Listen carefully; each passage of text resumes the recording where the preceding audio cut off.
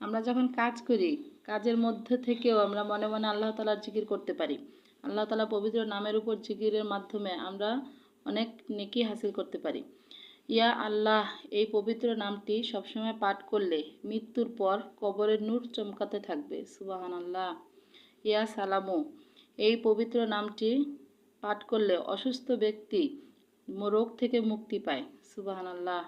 ইয়া bureau এই পবিত্র নামটি প্রত্যহ ৭ বার করে পাঠ করলে কবরের আযাব মাফ হয়ে যাবে। সুবহানাল্লাহ।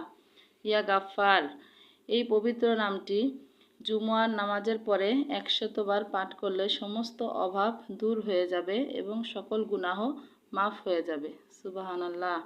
ইয়া বাসিতু এই পবিত্র নামটি সবসময় পাঠ করলে ফজরের নামাজের পরে পাঠ করলে কারো মুখাপেক্ষী হতে হয় না। আল্লাহ তাআলার এই পবিত্র নামের ফজিলতগুলো আমরা সবাই আমল করব। আমিন।